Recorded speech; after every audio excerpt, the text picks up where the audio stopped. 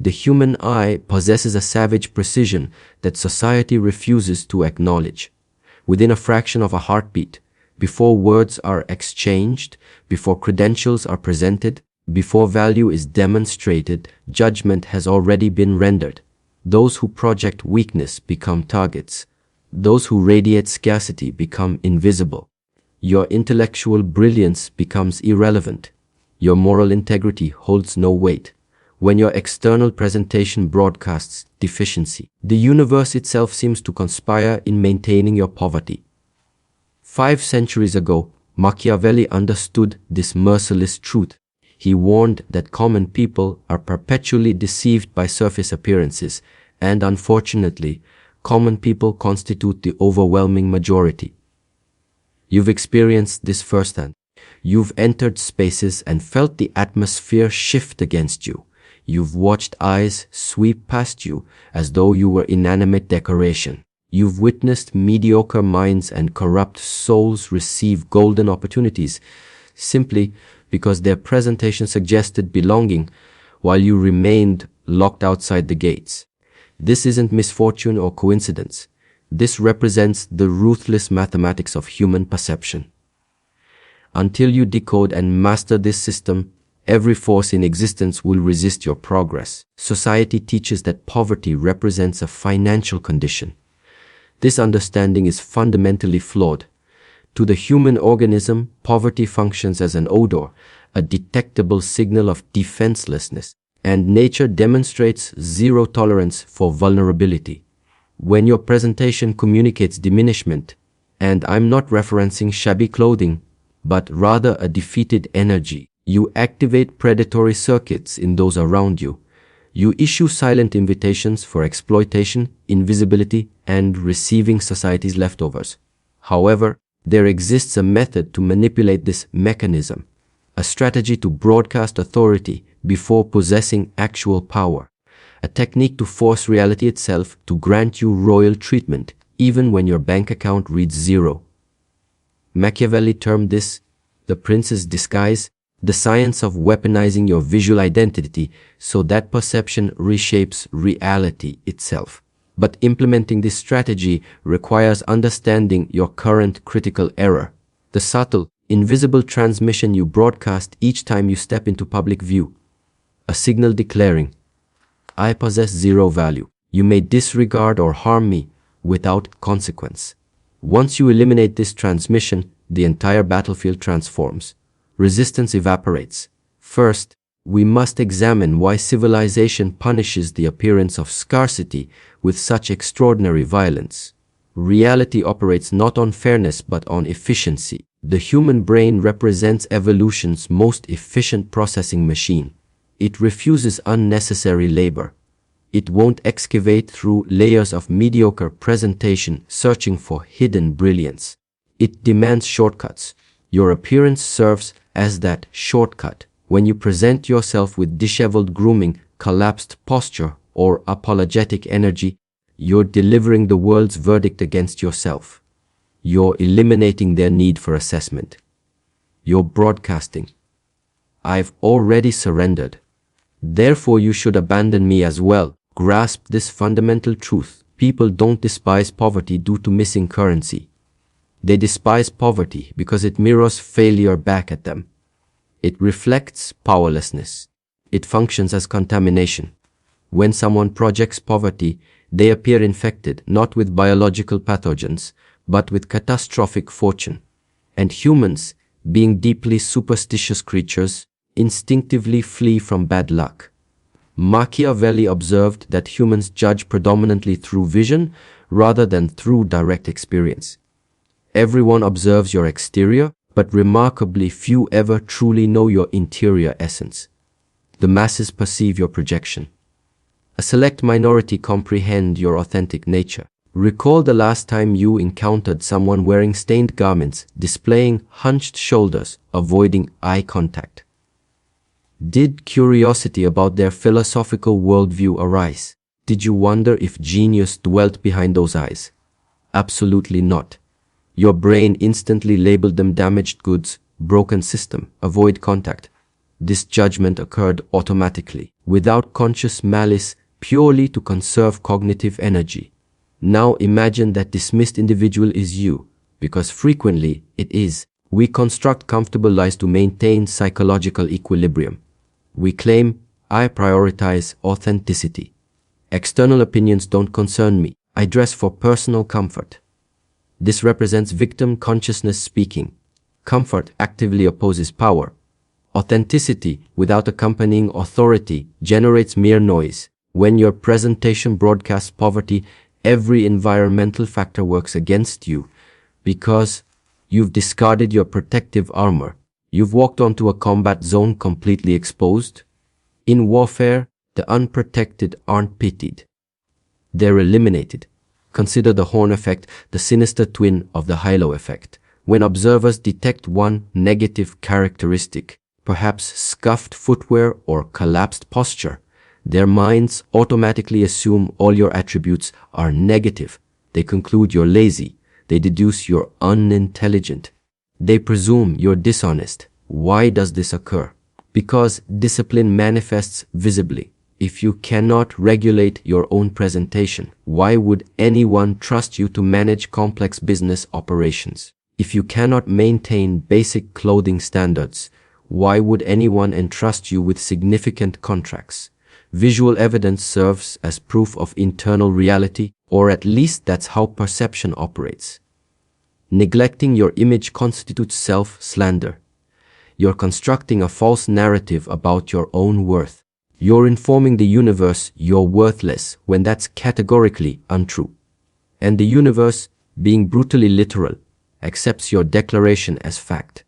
A dark paradox governs resource movement. Capital flows toward those who appear not to need it. Visit any financial institution. Request a loan while dressed in desperation. Allow need to permeate your scent. Let your voice quaver with authentic poverty. What happens? The vault seals shut. Interest rates skyrocket. You represent risk. Now observe a man requiring the exact same capital. But he enters wearing tailored garments. His grooming radiates precision. His timepiece captures ambient light. He speaks deliberately with the boredom characteristic of someone possessing multiple options. He doesn't request, he proposes.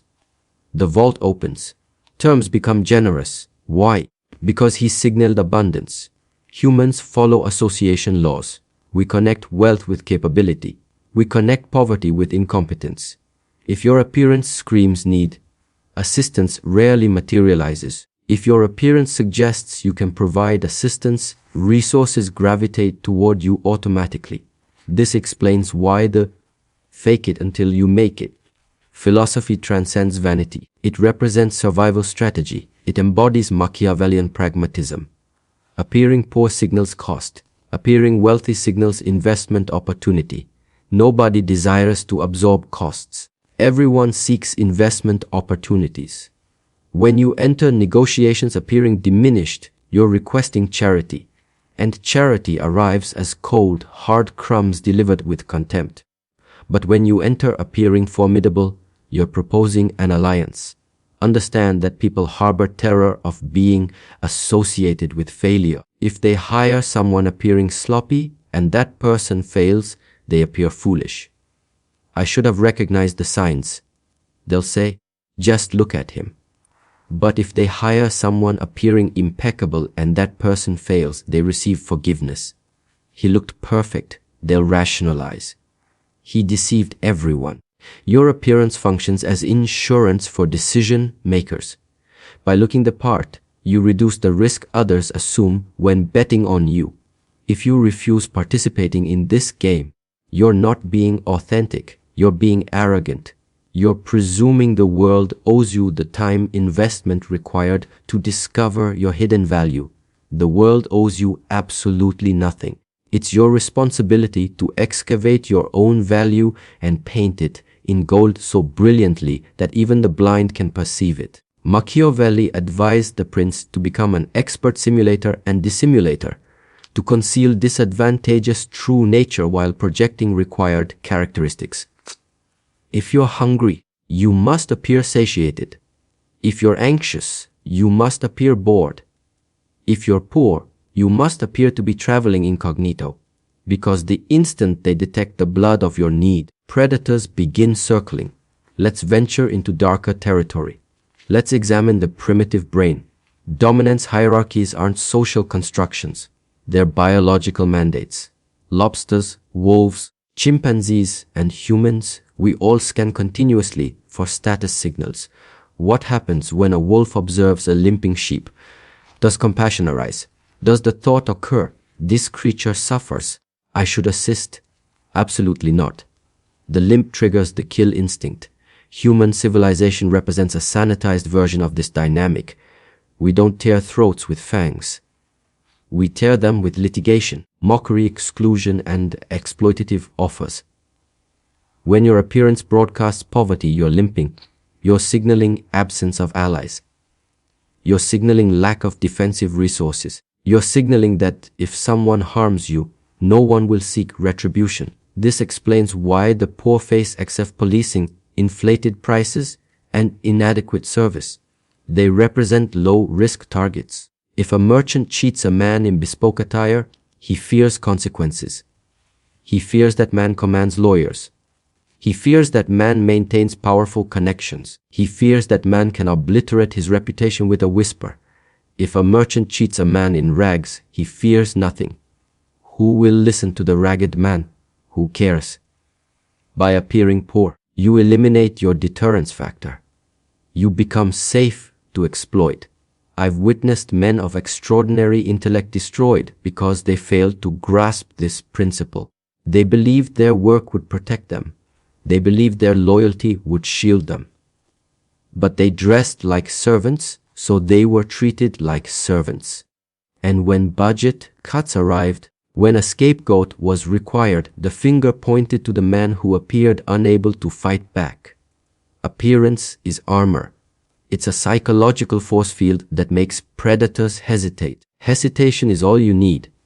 In that split second of hesitation where they wonder, who is this individual? Is he dangerous? Is he important? In that second, you win. You dictate the frame. But if no hesitation occurs, if they glance at you and instantly perceive a victim, the attack becomes inevitable. You might argue this is unjust. You might argue we should inhabit a world where character reigns supreme. You can argue with gravity while plummeting from a cliff. It won't save you. Machiavelli didn't write about the world as it should be. He wrote about the world as it is. And in the world as it is, the man who neglects his armor dies. Who convinced you that appearance doesn't matter? Who convinced you that vanity constitutes sin? Who convinced you that humble clothing signals virtue? Usually, it's people who want to maintain your current position. Or it's people who've already surrendered. It's what's inside that counts, is a platitude invented to comfort the invisible. It's a lie.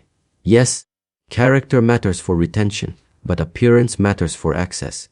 Your interior is the product. Your exterior is the marketing.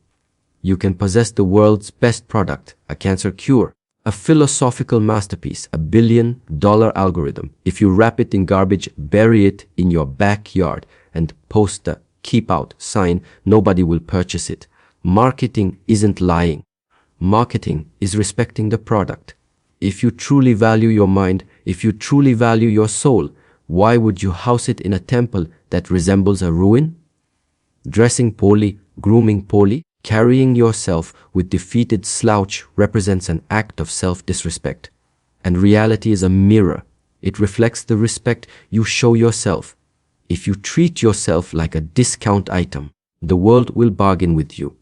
If you treat yourself like a rare artifact, the world will refrain from touching you with dirty hands. There's a spiritual dimension to this. When you sharpen your appearance, you sharpen your mind. The discipline of the exterior bleeds into the interior. Put on a suit or even just a clean, pressed shirt. Stand straight. Fix your hair. Watch how your thoughts transform. You become more deliberate. You speak with more gravity. You stop apologizing for your existence. The mask becomes the face. This is the alchemy of the outlier. We don't wait to feel confident to look good. We look good to become confident. The poor man waits for the feeling. The powerful man constructs the feeling through action. You must stop viewing your appearance as a chore. It's a weapon. It's a tool of influence. Every morning you're dressing for a role. You're casting yourself in the movie of your life. Are you the extra, the victim, the comic relief? Or are you the protagonist, the architect, the threat? The wardrobe department is in your hands, but so many of you are choosing the costume of the victim and then wondering why the script is so tragic. It goes deeper than clothes. It's in the eyes. The poverty gaze is a look of constant apology. It's the habit of breaking eye contact first. It's the habit of shrinking when you walk through a door. It's the habit of laughing nervously when someone insults you. These are the behaviors of a serf. You can put a beggar in silk, but if he keeps the poverty gaze, he will still look poor. You can put a king in rags, but if he keeps the royal gaze, the steady, unblinking assessment of his surroundings, he will look like a king in disguise. Machiavelli notes that the lion doesn't need to roar to be feared. He simply needs to be present. When you look poor, you're often hyperactive. You explain too much. You smile too much. You try to please. This is the behavior of scarcity. You're signaling that you need their approval to survive. Abundance is calm. Power is still. When you're comfortable with silence, you signal wealth. When you're comfortable taking up space, you signal wealth. Everything works against the man who looks poor because his body language screams, "I am wrong. I shouldn't be here. Please forgive me." And the world replies, "You're right. Get out." To break this, you must train the body before you can convince the mind. You must move with the speed of a man who isn't paid by the hour. You must hold the gaze of others until they feel the weight of your judgment, not the other way around. You must kill the serf inside you. Because as long as that serf breathes, no amount of money will save you. You see lottery winners who go broke in 3 years. It's because they never killed the serf. They bought expensive things, but they wore them with the apology of a thief. They look poor in a Ferrari, and the world stripped them of it. And this leads us to the loudest signal of poverty: noise. The poor man is noisy. He's noisy with his words, noisy with his movements, noisy with his complaints. He feels the need to fill every silence because silence makes him anxious. In silence, he fears he's being judged, so he babbles. He reveals his plans. He reveals his insecurities. He tells you about his debt, his ex-wife, his back pain. He gives you all the ammunition you need to destroy him, and he calls it being open. Power is silent. Look at the predator. The tiger doesn't announce its presence until it strikes. The CEO at the head of the table speaks the least. The Godfather whispers. When you overtalk, you signal that your words have no value. You're inflating the supply, crashing the demand. To never look poor, you must master the art of the closed mouth. When you're silent, you become a blank canvas. People project their own fantasies onto you. They wonder, what is he thinking? Does he know something I don't? In that vacuum of information, they invent power for you. They assume you're judging them. And in their insecurity, they seek to impress you. This is the Machiavellian flip. By saying nothing, you force them to perform for you. But the moment you start complaining about the price of gas or how tired you are, the spell breaks. You become mortal. You become common. You become one of us. And you don't want to be one of us. You want to be one of them, the outlier, the exception. This extends to your digital presence. The man who posts everything, his lunch, his outrage, his every passing thought, looks spiritually impoverished. He looks desperate for validation. He's dancing for likes. The man who posts rarely but with intent looks like he has a life too rich to be captured on a screen. Scarcity creates value. Make your presence scarce. Make your words diamonds, rare, hard, and cutting. You might say, I cannot afford a tailored suit. I cannot afford the trappings of wealth. This is a failure of imagination. Looking poor is rarely about the brand of your clothes. It's about the maintenance of your reality. A man in a cheap shirt that's crisp, white and perfectly tucked looks wealthier than a man in a 1,000 designer hoodie that's stained and wrinkled. Discipline costs nothing. Polishing your shoes costs time, not money. Ironing your shirt costs effort, not money. Keeping your fingernails clean, your hair sharp, your body lean, these are investments of will. When you're unkempt, you signal chaos. You signal that you cannot control the entropy of your own life. And if you cannot control your own entropy, how can you control a business? How can you lead men? The wealthy look clean. That's the secret. It's a specific kind of hygiene that signals they're removed from the grime of the struggle. The poor look dusty. They look worn down by the friction of survival. You must scrub the dust off your avatar. It's in the details. The heels of your shoes, the collar of your jacket, the screen of your phone. Is it cracked? A cracked phone screen is a screaming siren of poverty. It says, I broke this and I lack the resources to fix it, so I live with broken things. Do not live with broken things. It damages your psyche. It tells your subconscious that you deserve brokenness. Fix it or hide it, but do not parade it. Machiavelli taught that the prince must appear compassionate, faithful, humane, upright, and religious. Notice the word appear. You must curate the artifacts of your life. If you drive a rusted car, park it around the corner. Walk the last block. Arrive on foot, standing tall. Control the narrative. This isn't deceit. This is framing. A photographer frames a shot to exclude the garbage can on the side of the street. You're the director of your own image. Crop out the garbage. If you invite a potential ally to dinner, don't take them to a place you cannot afford and then sweat over the bill. That's the smell of poverty. Take them to a coffee shop. Buy 2 black coffees, but drink them with the leisure of kings. Focus on the conversation. Pay the $2 with a smile. It's better to be the master of a small domain than the servant of a large one. There's a final element to the look of poverty that's the hardest to accept: the company you keep.